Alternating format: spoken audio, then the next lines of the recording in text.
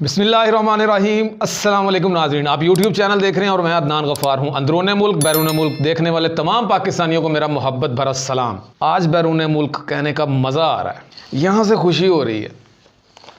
हालांकि ना मैं ओवरसीज़ हूँ, ना मैं कभी किसी मुल्क में गया हूँ, लेकिन आज बड़ी खुशी हो रही है।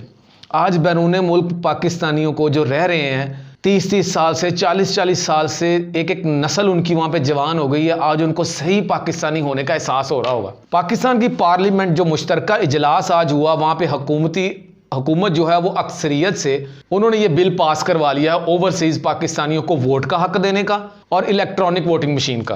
भंगड़े चल रहे हैं इंग्लैंड में भी, कनाडा में भी, अमेरिका में भी। आज ओवरसीज़ पाकिस्तानियों की खुशी का अंदाज़ा नहीं लगाया जा सकता। मिठाइयाँ चल रही हैं वहाँ पे, डिस्कशन शुरू हो गई हैं अभी से ही कि अब ये मुल्क सीधी डगर पे जाएगा।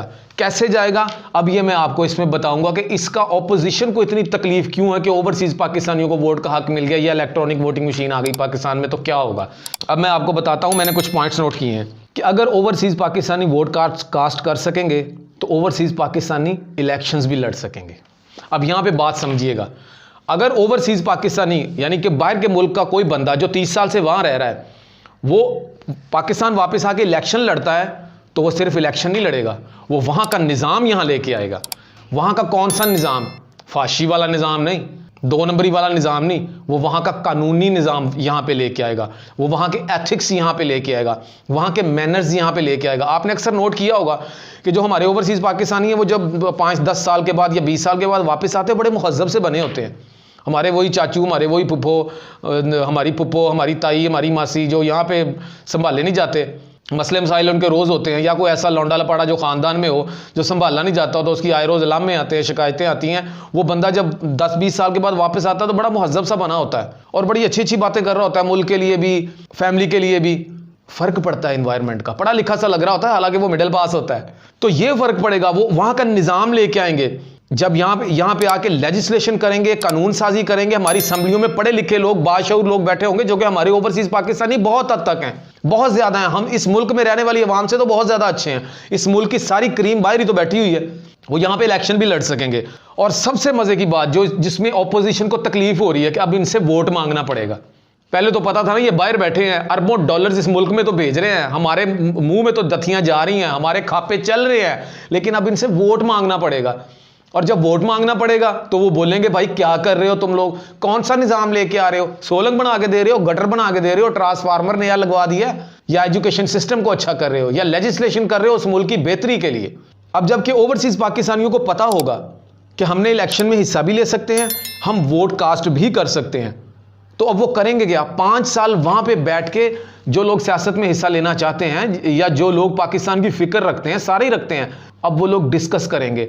अब बाहर के मुल्कों में हमारे मुल्क का और नाम रोशन करेंगे। कोई ओवरसीज़, कोई बैरून मुल्क रहने वाला पाकिस्तानी बेयारो मददगार जो वहाँ पे पड़े हुए हैं, कोई नहीं चाहता कि उसकी नस्ल उस माहौल में परवान चढ़े। वो कमाने के लिए जाते हैं, वो रोज़गार के लिए जाते हैं, वो चले जाते हैं, लेकिन फिर मजबूरियाँ ऐसी बन जाती हैं उनकी।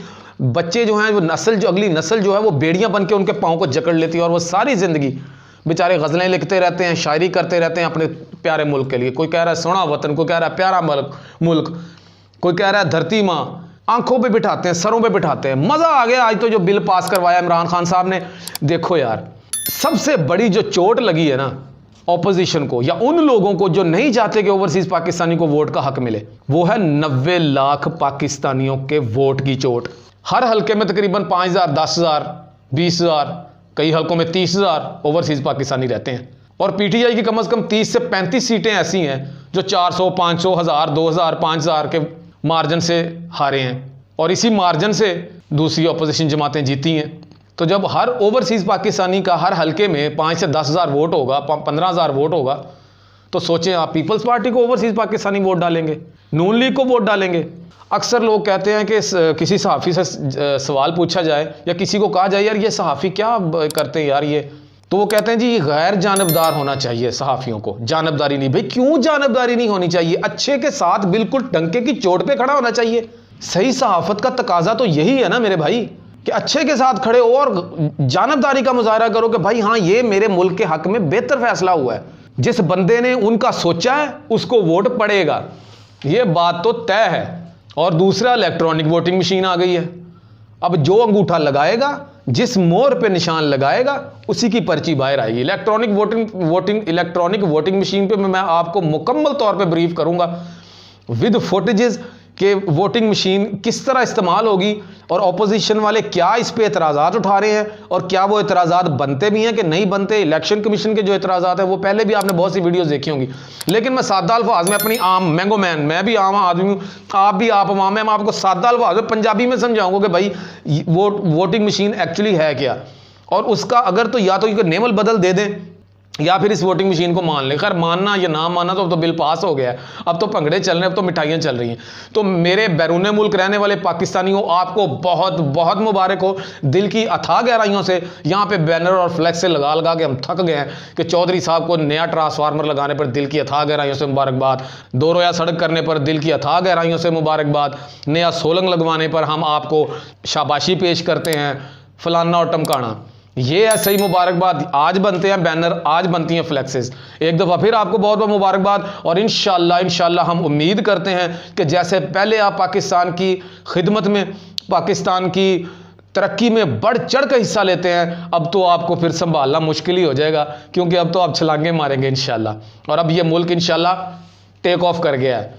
देखिए, ओवरसीज़ पाकिस्तानियों से मुतल्लिक जो मसले हैं, कस्टम का मसला होता है, इनको हमेशा एयरपोर्ट पर इनके साथ बड़े इश्यूज हो जाते हैं। मैरी टाइम का मसला है, जो इंपोर्ट एक्सपोर्ट का काम करते हैं जो लोग, ये सारे इश्यूज PIA से रिलेटेड, एयरलाइंस, कोई भी एयरलाइन है उससे रिलेटेड जो मसाइल होंगे, जब ओवरसीज़ पाकिस्तानियों को वोट का हक होगा तो सियासतदानों को, आने वाली हुकूमत को पता होगा कि हमने इनके मुतालबात पूरे करने हैं, नहीं करेंगे तो भाई वोट नहीं मिलेगा, वोट भी नहीं मिलेगा और फंडिंग भी नहीं मिलेगी।